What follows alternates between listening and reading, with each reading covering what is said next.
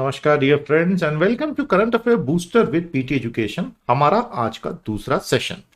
आज हम एक बहुत ही प्यारा टॉपिक आपके लिए लाए हैं, crypto currencies, the promise, the future and the pitfalls. आप में से बहुत से लोगों ने यह टॉपिक सजेस्ट किया तो मैंने सोचा क्यों ना यही ले लिया जाए। क्रिप्टो करेंसीज, इनका क्या प्रॉमिस है, इनका क्या फ्यूचर है और इनमें क्या क्या प्रॉब्लम्स आ सकते हैं, पिटफॉल्स हो सकते हैं, कहाँ ये इम्प्लोड या एक्सप्लोड हो सकता है।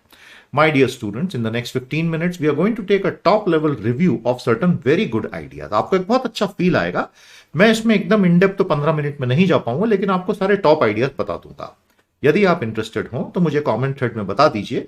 मैं आपके लिए 10 आवर्स का एक कॉम्प्रिहेंसिव कोर्स क्रिप्टो करेंसीज पे ला सकता हूं, जो किसी भी बिगिनर के लिए इट विल बी मैना from heaven. If you want it, let me know, हम आपके लिए डिजाइन कर देंगे।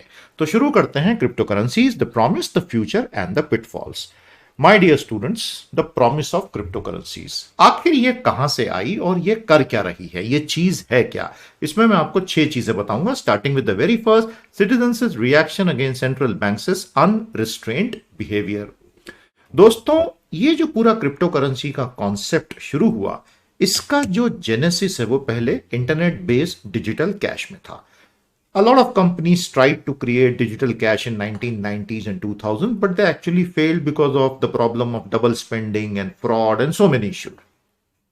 Finally, 2007-8 में जब global financial crisis I and we saw that entire world economy was crashing like a pack of dominoes, और वो शुरू हुआ अमेरिका की हाउसिंग सेक्टर की प्रॉब्लम से, which became a global problem.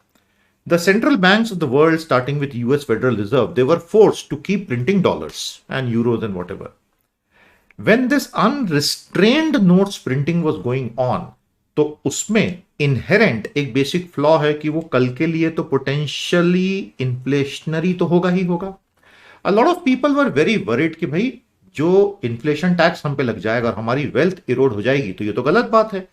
तो सेंट्रल बैंक्स इररिस्पॉन्सिबली बिहेव कर रहे हैं। वेरी इंटरेस्टिंगली ये बात 2008-9 में लोगों ने बोली, वो बात आज 2021 में भी कई लोग बोल रहे हैं, जैसे कि एल सेल्वाडोर के प्रेसिडेंट ने अभी बोला और उन्होंने बिटकॉइन को 2021 में अपना लीगल टेंडर घोषित कर दिया। तो काफी कुछ हो रहा है।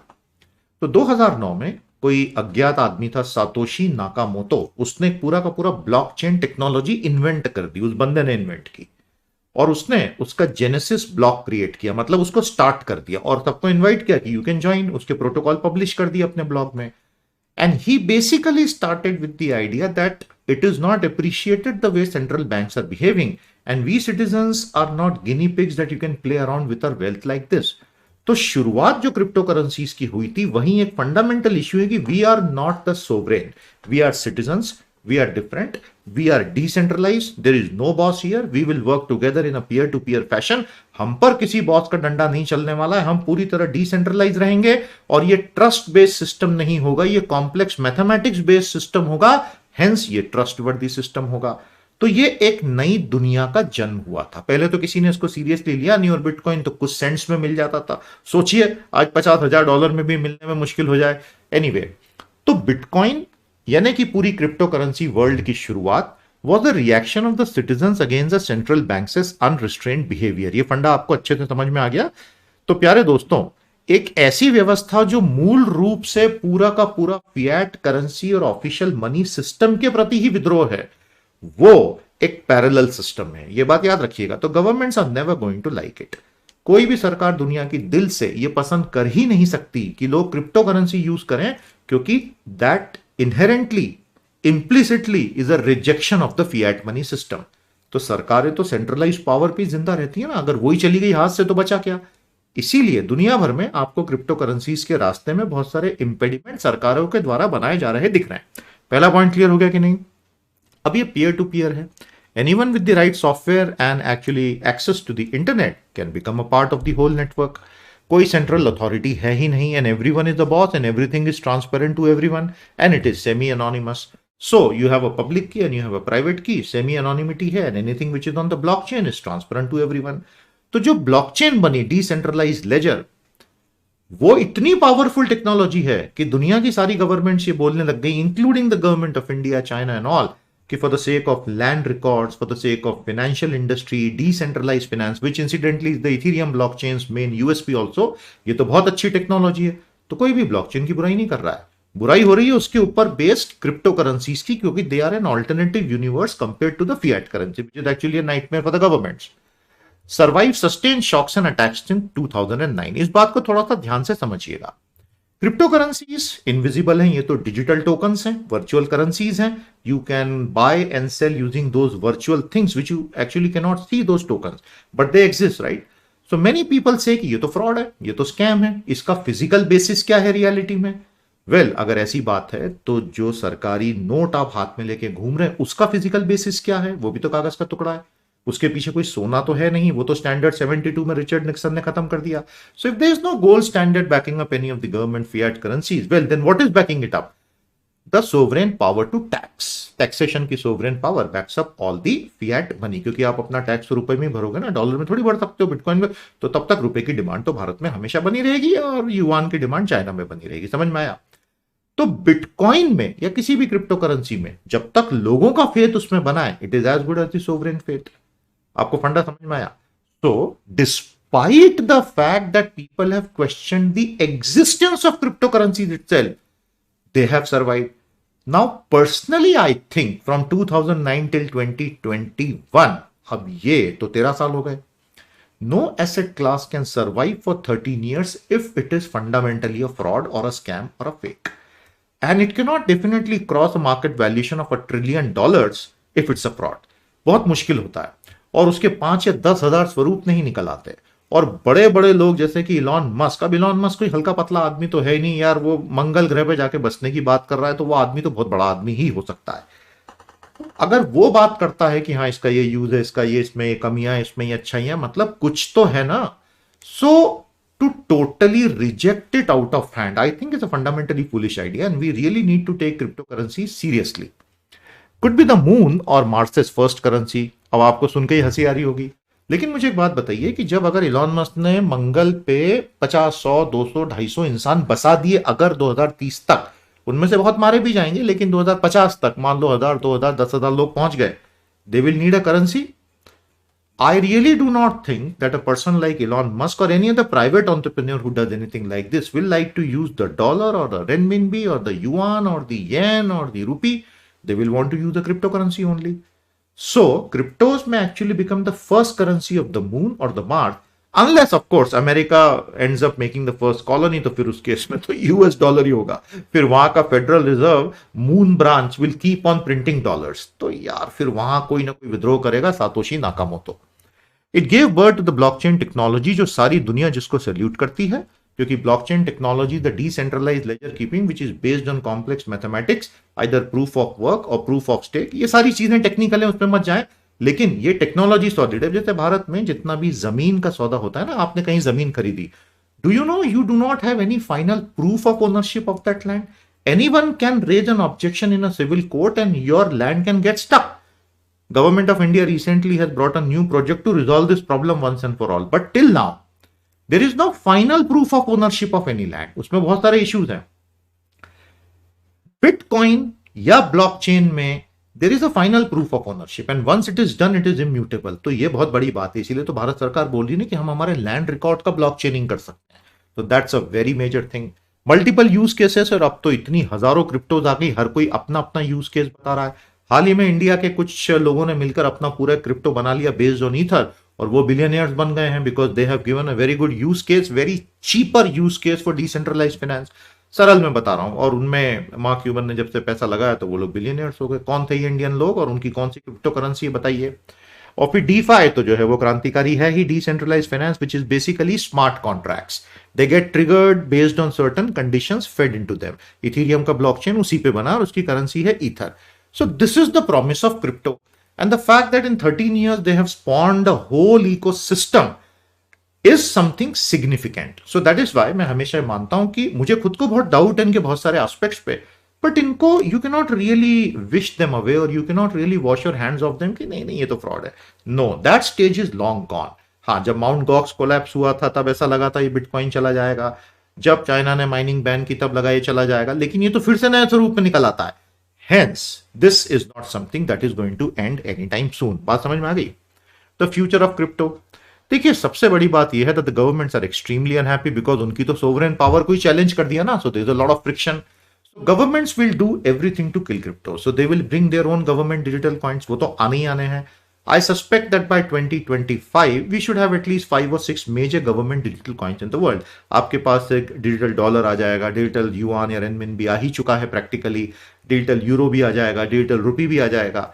अब इन सब चीजों के साथ क्या होगा कि the world of finance will be fundamentally restructured. कैसे? You will now not be dealing with an intermediatory or an intermediary like a bank, commercial bank. अब आप किसी भी वाणिज्यिक बैंक से डील नहीं कर रहे हैं, अब आप सीधे सेंट्रल बैंक से डील कर रहे होंगे. तो आपका जो अकाउंट खुलेगा डिजिटल आपके ऐप से, जिसमें आपका जो भी भारत कॉइन होगा या जो होगा, वो तो आरबीआई में अकाउंट खुलेगा सीधे, क्योंकि अब बीच में बैंक की जरूरत क्या है, तो आप सीधे आरबीआई से डील करोगे. अब उसके दूसरे बहुत सारे इंप्लीकेशंस हैं. आपकी लाइफ पे जो आरबीआई और सरकार का कंट्रोल हो जाएगा अचानक से, वो इतना ज्यादा हो जाएगा. भैया आपने सड़क पे कहीं ट्रैफिक लाइट तोड़ी तो ऑटोमेटिक सिस्टम ने आपको रिकॉग्नाइज किया और आपके वहां से उतने डिजिटल रुपीस कट जाएंगे 1 सेकंड में, आपको पता भी नहीं चलेगा. मतलब एक एसएमएस आ जाएगा, हाँ ओटीपी आ जाते हैं आजकल तो बहुत ज्यादा. So this is the whole idea that it will be a whole new world. I hope that is clear. Celebrity intervention is governing sentiment. अब ये बहुत अजीब चीज है बिटकॉइन के साथ में कि एक बंदा इलॉन मस्क कुछ बोलता है तो मार्केट ऊपर चढ़ जाता है, वो नाराज हो जाता है तो मार्केट टूट जाता है. इसीलिए वो हैकर ग्रुप ने भी उसको धमकी दी कि भाई आप तो जिंदगियां खराब कर रहे हो etcetera. This is something very unbitcoinish. Bitcoin thrives on decentralisation. Bitcoin is not something that does personality worship, hero worship, cult worship. Interestingly, Elon Musk has emerged as a cult personality in the crypto world, which is actually, in my opinion, you may disagree, very un-Bitcoinish. लेकिन अब वो आ गया है, फिर वो dose भी बोल रहा है, तो हो सकता है वो मार्स पे डोज कॉइन की करेंसी बना दे, which actually started as a meme coin in 2013 and has become one of the top 10 today. कमाल की बात है. Dedicated fans committed to that idea. अब क्योंकि करोड़ों करोड़ों लोग दुनिया में क्रिप्टो करेंसी, क्रिप्टो एसेट्स और बिटकॉइन और ब्लॉकचेन को कमिट हो चुके हैं, so they are not going to let go anytime soon. मुझे नहीं लगता कि ये लोग बहुत जल्दी इस पूरे कॉन्सेप्ट को त्याग देंगे and they will say no, it's all over, let's move on to the government. Not. In fact, the more the governments will push their digital coins, the more fanaticism we may see from the followers of the crypto assets. तो ये एक बड़ी normal human tendency हो सकती है.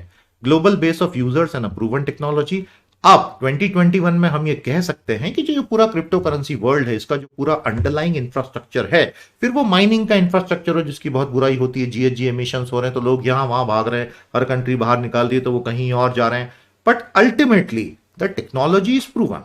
उसी GHG emission को रोकने के लिए इथेरियम ने बोला हम प्रूफ ऑफ स्टेक पे चले जाएंगे, जिससे फिर दूसरे आरोप लगे कि आप तो होर्डिंग को बढ़ावा दो कॉइन्स के.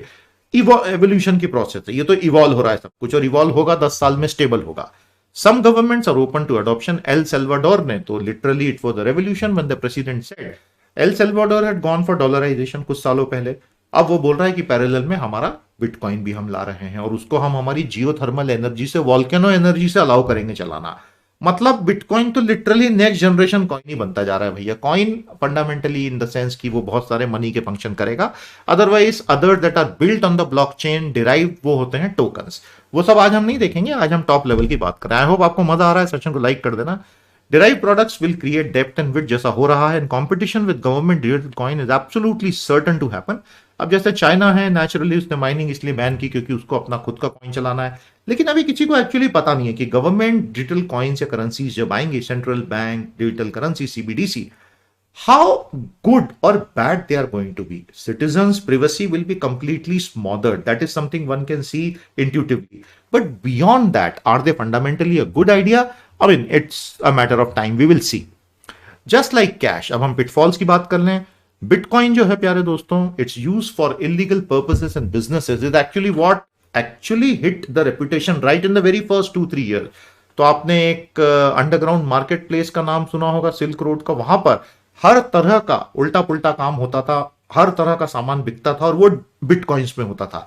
तो ये पहले दिन से ही बदनाम हो गया. लेकिन ये तो वही बात है कि किसी ने गाड़ी बनाई किसी कंपनी ने बहुत अच्छी, और कोई आदमी उसको लेके भीड़ में घुसा रहा है और लोगों को मार रहा है. अब गाड़ी बनाने वाले की तो गलती नहीं है. तो it is a kind of a parallel analogy which holds. Ransomware cases हो गए, अब इसमें बिटकॉइन बहुत बदनाम हो गया. अभी कॉलोनियल पाइपलाइन ईस्टर्न सीबोर्ड पे जो है अमेरिका के, वो हैक हो गई थी और बिटकॉइन में उन्होंने रैंसम मांग ली. और एफबीआई ने फिर उनको पकड़ भी लिया, जो भी वॉलेट एड्रेसेस थे उसको पकड़ के मजिस्ट्रेट से ऑर्डर लेके बिटकॉइन उसमें से एक्सट्रैक्ट भी कर लिए। मजे की बात, तब तक प्राइस बिटकॉइन की बहुत चेंज हो गई थी। So the price volatility problem of bitcoin was scene even when the ransom was paid and the ransom was recovered. तब तक प्राइस बहुत ड्रॉप हो चुकी थी और मुझे बड़ी हंसी आई वो पढ़ के। Bitcoin is not transaction friendly, क्योंकि आप जानते हैं हर सेकंड में 7 to 8 ही हो सकता है, तो ये ग्लोबल करेंसी तो कभी नहीं बन सकती in terms of transaction. Total volume भी रिस्ट्रिक्टेड ही है। तो इसीलिए फिर बिटकॉइन का हार्ड फोर्किंग हुआ, दूसरे कॉइन्स निकले जिन्होंने उसको 10-100 गुना बढ़ा दिया वगैरह। तो ये एक्सपेरिमेंटेशन और ये अच्छी बात है और ये होता रहेगा। Too much of a techno jargon for the common investor. अब आप में से कई जो सोच रहे हैं कि हम इसमें भी इन्वेस्ट करें कि नहीं, अब आप मेरा 15 मिनट का इंटरेक्शन देख के कई लोग सोच रहे होंगे अरे छोड़ो यार ये क्या टेक्निकल बोले जा रहा है। एक्चुअली ये पहली बार में ही ऐसा लगता है, 2-3 बार आप जब इसको पढ़ लेते हैं, सुन लेते हैं, ये समझ में आने लगता है। And it's not that difficult at all, and once it becomes a matter of practice many people will actually get engaged with it. Too much of price volatility is definitely an issue if you are thinking that Bitcoin or Ether or anything else will ever become a currency. Because naturally, no merchant will want to get paid in Bitcoin if tomorrow the price is going to drop. तो net loss हो जाएगा। और उसी तरह bitcoin versus dollar में अगर bitcoin बहुत appreciate होता है या डिप्रिशिएट हो जाता है, तो selling a product becomes very difficult. How will you mark anything in bitcoin? तो इसीलिए एलॉन मस्क जैसे की कंपनी भी जो billions of dollar bitcoin hold करके बैठी है, उनके लिए उसका वैल्यूएशन बहुत डिफिकल्ट है, क्योंकि रोज प्राइस चेंज हो रही है। ये स्टेबिलिटी कब आएगी, nobody knows. And finally many people say कि बिटकॉइन जिस इंफ्रास्ट्रक्चर पे चल रहा है, कोई गवर्नमेंट तो चला ही नहीं रही है, ये तो पीयर टू पीयर सब कुछ चल रहा है और इसलिए ये वीक है। जो लोग बिटकॉइन को सपोर्ट करते हैं वो बोलते हैं इसीलिए वो मजबूत है, because there is no central point of collapse. Now that's a very interesting thing, क्योंकि अगर हमने वो आरोप सुना कि चाइना ने बंबई की बिजली उड़ा दी थी कुछ घंटों के लिए अक्टूबर 2020 में, या सोलर विंड सॉफ्टवेयर पूरा रशिया वालों ने या चाइना वालों ने हैक कर लिया था और पूरे अमेरिका के सिस्टम डाउन हो गए थे, तो हम किस सेंट्रल अथॉरिटी की बात कर रहे हैं? Everyone is vulnerable here. तो दोस्तों ये था आज का हमारा session in which we have spoken about crypto currencies, the promise, the future, the pitfalls. इस तरह की बहुत सारी चीजों के लिए आप हमारे कोर्सेज ज्वाइन करें। CA booster premium and power of tennis की जानकारी लीजिए। These are fantastic programmes which can help you get a lot of such insights on the current affairs as well as editorial analysis. सारी links दी हुई हैं, join करें, बहुत मजा आएगा, ग्रेट वैल्यू फॉर मनी। तो दोस्तों कैसा लगा आपको सेशन? अपनी राय जरूर दीजिए। और क्या आप चाहेंगे कि मैं 10 आवर्स का एब्सोल्यूट बेसिक लेवल का क्रिप्टो करेंसीज का प्रोग्राम आपके लिए बनाऊं? अगर हाँ तो मुझे बताइएगा, उस बारे में बिल्कुल सोचा जा सकता है। बहुत जल्द आपके साथ सेशन 3 में फिर भेंट करेंगे। नमस्कार, जय हिंद।